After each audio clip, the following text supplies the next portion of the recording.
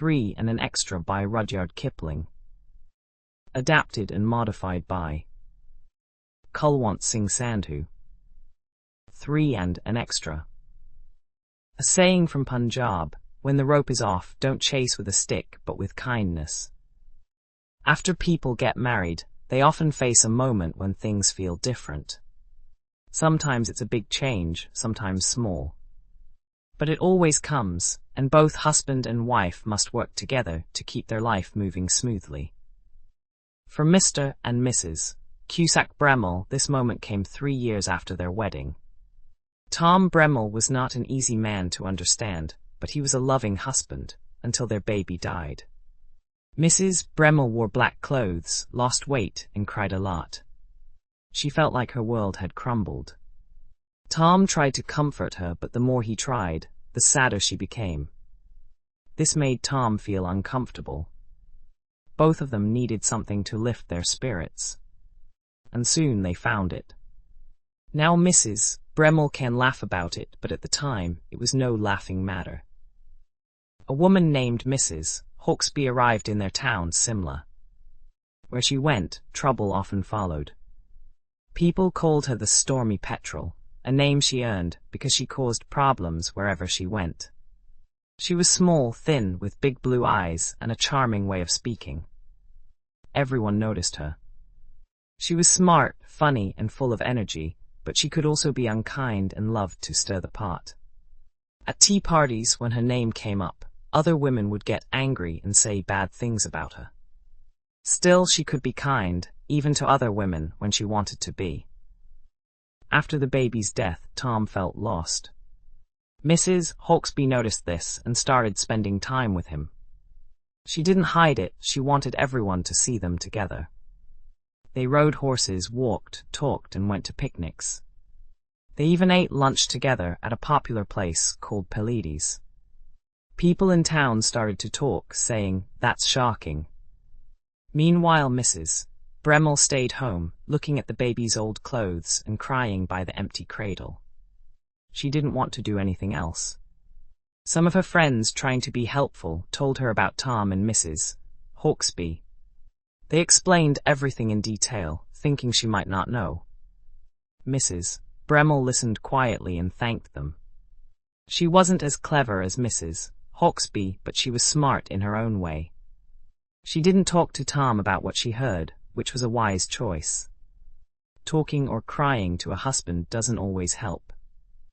When Tom was home, which wasn't often, he acted more loving than usual. But his kindness felt forced, as if he was trying to clear his conscience or calm Mrs. Bremmel. It didn't work for either of them. Then an invitation arrived from Lord and Lady Litz, important people in Simla. They invited Mr. and Mrs. Cusack Bremmel to a dance at their home, Peterhof, on July 26th at 9:30 p.m. Their invitation said dancing in the corner. "I can't go," Mrs. Bremmel said. "It's too soon after our baby's death, but you can go, Tom." She meant it, but Tom said he would only go for a short time, just to show his face. He wasn't telling the truth, and Mrs. Bremmel knew it.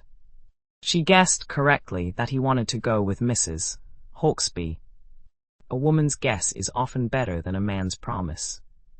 Mrs. Bremmel sat down to think. She decided that the memory of her baby was important, but keeping her husband's love was worth more. She made a plan and put all her effort into it. In that moment, she realized she understood Tom very well, and she used that knowledge. "Tom," she said, "I'll be having dinner at the Longmore's house on the 26th. You should eat at the club." This was clever. It stopped Tom from making an excuse to go out with Mrs. Hawksby. He felt grateful but also a little guilty, which was good for him. That afternoon, Tom left the house at 5 for a horse ride. Around 5:30 p.m., a large basket arrived for Mrs. Bremmel from a shop called Phelps. Inside was a beautiful dress she had ordered. Mrs. Bremmel knew how to choose clothes. She had spent a week planning this dress, with careful details like stitching and folds. It was a stunning dress, perfect for someone in mourning but still elegant. She didn't feel excited about her plan, but when she looked in the mirror, she saw she had never looked so beautiful. She was tall, blonde, and carried herself with confidence when she wanted to. After dinner at the Longmore's house, Mrs. Bremmel went to the dance, arriving a little late. There she saw Tom with Mrs. Hawksby on his arm. Her face turned red, but she looked amazing. Men crowded around her, asking her to dance. She filled her dance card, leaving only 3 dances empty. Mrs. Hawksby looked at her once, and Mrs. Bremmel knew it was a battle between them. Mrs. Hawksby had a small advantage because she had been too bossy with Tom, and he was starting to dislike it. Also, Tom had never seen his wife look so radiant. Tom watched Mrs. Bremmel from across the room, staring as she danced with other men. The more he looked, the more he was amazed. He could hardly believe this was the same woman who cried at home in a black dress. Mrs. Hawksby tried to keep his attention, but after 2 dances, Tom walked over to his wife and asked for a dance. "I'm sorry, Mr. Bremmel, you're too late," she said with a smile. He begged for a dance, and she kindly gave him the 5th waltz, which was free. They danced together, and people in the room noticed. Tom remembered that his wife could dance, but he didn't know she was so graceful. At the end of the waltz, he asked for another dance, not as a husband, but as someone asking for a favor. Mrs. Bremmel said, "Show me your dance card, dear." He showed it to her, like a child, showing something he shouldn't have. The card had several H marks for Mrs. Hawksby, including at supper. Mrs. Bremmel didn't say anything, but she smiled and crossed out 2 H marks for dances 7 and 9. She wrote her own name instead, a special name only she and Tom used. Then she shook her finger at him and laughed. "Oh, you silly, silly boy." Mrs. Hawksby overheard this and later admitted she felt defeated. Tom happily danced the 7th dance with his wife and sat with her during the 9th in a quiet tent. What they said to each other is private. When the music played a song called "The Roast Beef of Old England," Tom and Mrs. Bremmel went outside. Mrs. Bremmel went to the cloakroom, and Tom looked for her carriage. Mrs. Hawksby approached him and said, "You're taking me to supper, right, Mr. Bremmel?" Tom's face turned red, and he looked embarrassed. No, I'm going home with my wife," he said. "I think there's been a mix-up." He spoke as if Mrs. Hawksby had caused the confusion. Mrs. Bremmel came out of the cloakroom, wearing a white cloak that made her look glowing.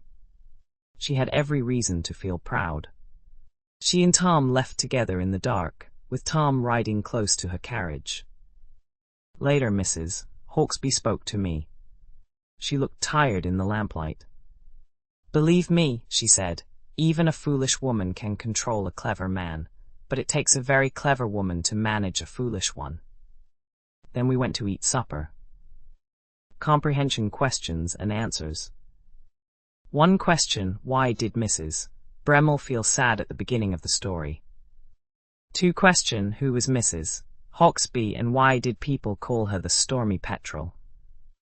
3 question: what did Mrs. Bremmel's friends tell her about Tom? 4 question: why did Mrs. Bremmel decide not to talk to Tom about Mrs. Hawksby? 5 question: what was the invitation from Lord and Lady Lytton for? 6 question: how did Mrs. Bremmel's plan involve her dress? 7 question: what happened when Tom asked Mrs. Bremmel for a dance at the ball? 8 question: what did Mrs. Bremmel do with Tom's dance card? 9 question: why did Tom tell Mrs. Hawksby there was a mix-up? 10 question: what did Mrs. Hawksby mean when she said, "It takes a very clever woman to manage a foolish one"? Answers. 1 answer: she was sad because her baby died, and she spent her time crying and looking at the baby's clothes. 2 answer: Mrs. Hawksby was a charming but troublemaking woman in Simla. People called her the Stormy Petrel because she often caused problems wherever she went. 3 answer: they told her that Tom was spending a lot of time with Mrs. Hawksby, riding, walking and eating with her. 4 answer, she thought talking or crying to her husband wouldn't help, so she kept quiet and made a plan instead. 5 answer, it was for a dance at their home, Peterhof, on July 26th at 9:30 p.m. 6 answer, she ordered a beautiful dress to wear to the dance, knowing it would make her look stunning and catch Tom's attention. 7 answer, she said he was too late but gave him the 5th waltz as a favor, and they danced together. 8 answer, she crossed out 2 dances marked for Mrs. Hawksby. 7 and 9, wrote her own special name instead and laughed at Tom. 9 answer, he told her he was going home with his wife instead of taking Mrs. Hawksby to supper, suggesting she had misunderstood. 10 answer, she meant that while any woman can influence a smart man, only a very clever woman can successfully handle a foolish man like Tom.